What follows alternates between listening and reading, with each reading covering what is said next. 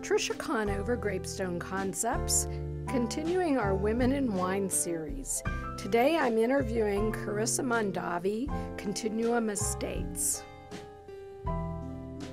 Continuum Estates is the culmination of the vision of Robert Mondavi, his children and grandchildren, continuing the dream of making world-class high-end wines on Pritchard Hill in Napa Valley. In part 1, Carissa Mondavi details the background of her winemaker ancestors and describes the current Continuum Estates and its unique terroir. All right, so here we are at Continuum Estate. Everything that we have up here is the culmination of the generations that led us right to this point. And all that you see around you here is devoted to a single wine that we're producing. My great-grandparents immigrated from Italy to work in the iron ore mines in Minnesota, and then Prohibition hit. They were Italian Americans, Italian immigrants. They needed wine on the table, and so they started sourcing fruit to make home wine, and that's how my family got into the wine business, was pure necessity. And from there, with the repeal, got into bulk wine. My great-grandfather had been sourcing fruit all up and down California and felt the greatest character potential was coming from Napa, and so moved here in '33 with the repeal to get into bulk winemaking. And then Charles Krug came up for sale in 1943, and then my grandfather, Robert Mondavi, broke away in 1965 to begin Robert Mondavi Winery in '66. And we took Robert Mondavi company public in '93 and sold the whole of it in '04. And so everything from that sale has gone into this vision for Continuum. And my father, Tim Mondavi, was responsible for the winemaking, and he oversaw the top that we were involved in, the reserve wines, Opus 1, from its inception. It was Baron Philippe de Rothschild and my grandfather who came together to create this unique wine for Opus. But my dad was the one realizing that vision through the wine from the very beginning. And we had joint ventures all over the world, in Italy with the Fuscobaldi family, in Chile with the Chadwick family. And all the experimentation and research that was happening at Robert Mondavi Winery in the vineyards and in the cellar, my dad was overseeing. He had studied viticulture and enology, he was responsible for the wines.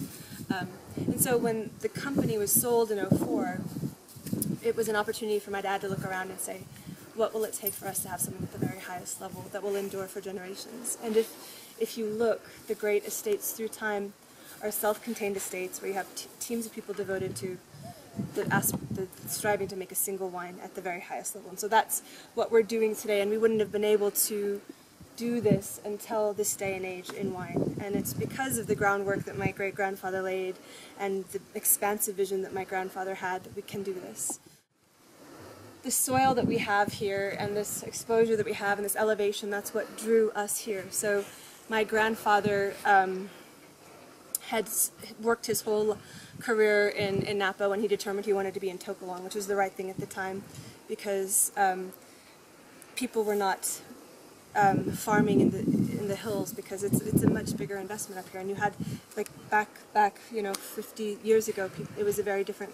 You had to look at how you invested in what you were producing very differently, because people in America were not drinking wine, and if they were drinking wine, they didn't have much regard for the quality that was coming from Napa. And so my grandfather had this incredibly expansive vision. He was very much about elevating Napa wine to the world stage, and also about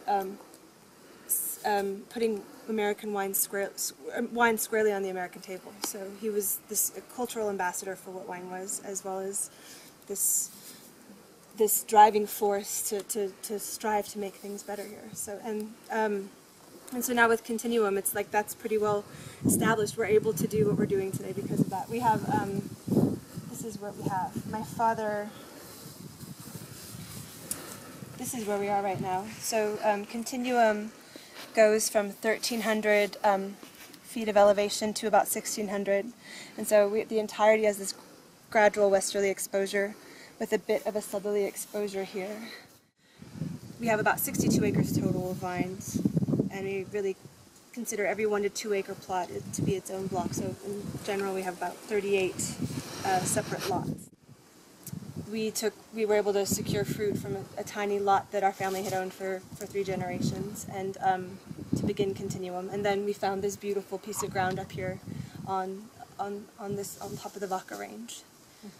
Mm-hmm. So we have very. Can I ask you something about the single wine that you talk about in your single vintage? Is there a vision with as many lots as you have to go towards a single vineyard continuum, or is it always going to be a single blend?